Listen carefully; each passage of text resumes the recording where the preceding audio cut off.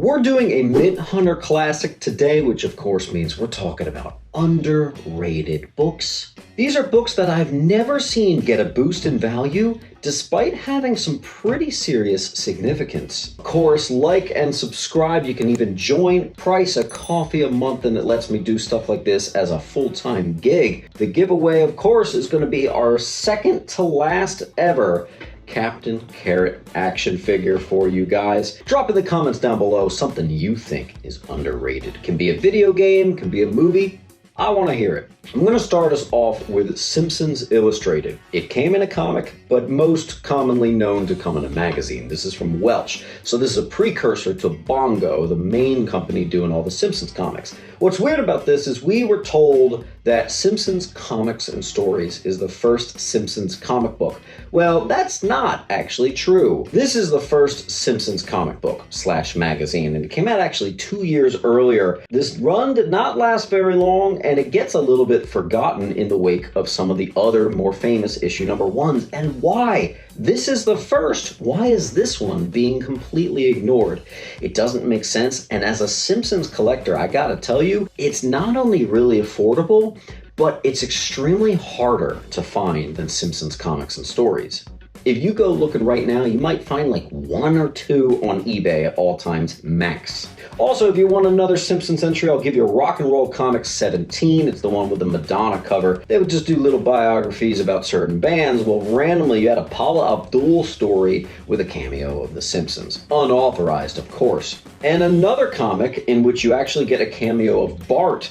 Once again, predating Simpsons Comics and Stories is in What the number 10. For our second entry, we're going to go to the oldest book on this list. We're doing the first appearance of Detective Chimp. This is a character in DC Comics that's definitely been more notable in comics in recent years. I can think of a lot of great Justice League Dark and Injustice and even Detective Comic anniversary specials that really utilized him quite well. Well, it's in Rex the Wonder Dog number 4. Does that sound like a title a lot of people picked up? No, not so much. It doesn't help that it's not a number 1, it's an issue number 4, and it's from 1952, so the scarcity is pretty vast on this one. But I've never seen this book really get mentioned. I've never seen it get any inkling of a bump whatsoever, and so while it's the most expensive book on the list, I think it deserves a mention because I've just never seen this get the proper spotlight. So there you go.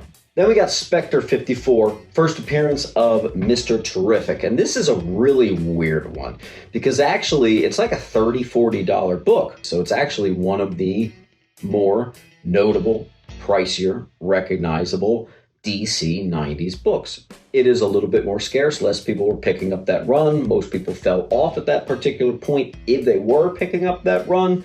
So Spectre issue 54 is not the easiest to find, and it's just so solid. But the weird thing is it's been stuck in what it's doing for like a decade. It's always been like a $30, $40, maybe $50 book, nothing ever more. And now we've got Mr. Terrific in the new James Gunn movie. It looks pretty darn close in comic book accuracy. So still, I've yet to see anything really happen with this book, not really get mentioned, so there it is. I definitely think that it's a book that has room for growth.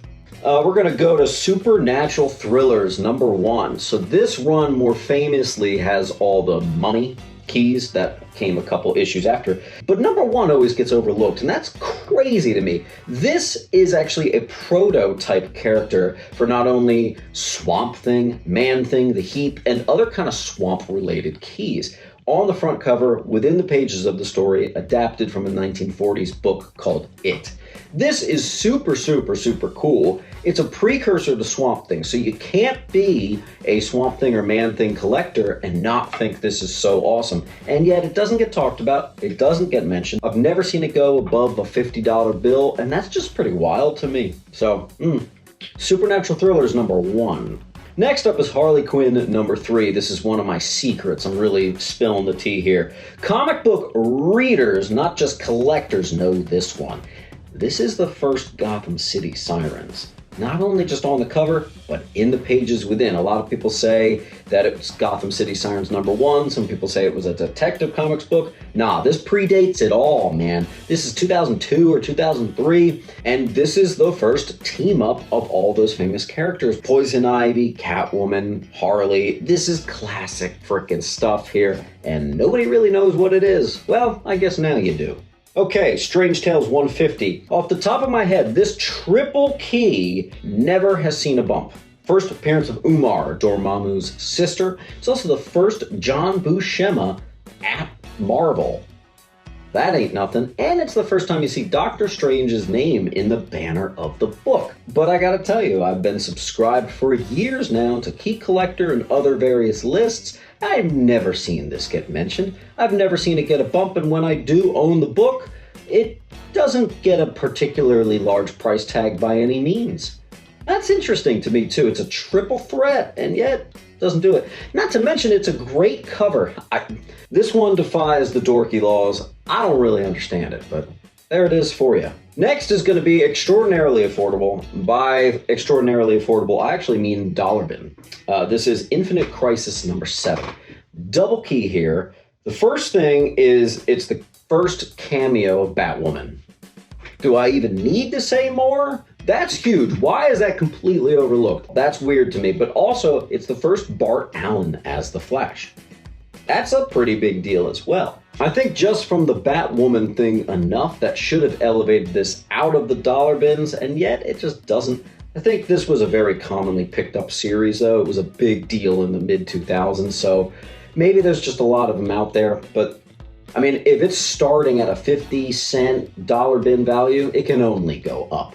Next is going to be Amazing Spider-Man. Yeah, an underrated list with an Amazing Spider-Man entry. Bet you didn't think that would happen. Number 112. So it's a non-key issue other than maybe you could call it a classic story with Peter and Uncle Ben. Bronze Age ASM, I've been noticing, is having a boost. Typically, whenever someone has an ASM collection or they want to show me some books to sell, it typically starts at 200. It's getting harder and harder to get the 100 levels.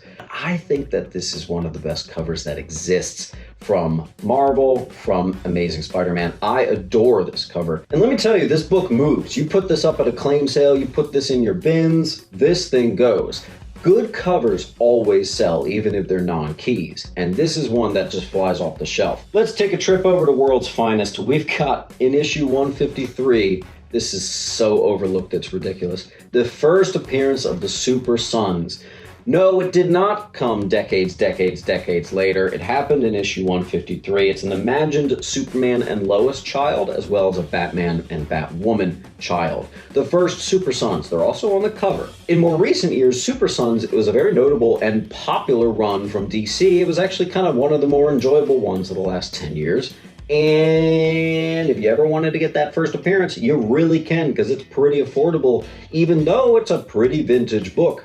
Never seen that have any sort of a bump, never seen it really get the proper mention it deserves, so there you go. Second to last entry is going to be Teen Titans number 26 from 1970. This is the first black hero from DC. By the way, 1970 was finally the first black hero? Took them a little while, didn't it? Mal Duncan, known as the Guardian. So James Harper's the more famous Guardian with DC, but Mal Duncan's the later one. And I think if we were going to get some sort of adaptations, I think there's a strong likelihood that they might side for this one. Also, me being an 80s, 90s massive DC fan, this is actually the Guardian I know better.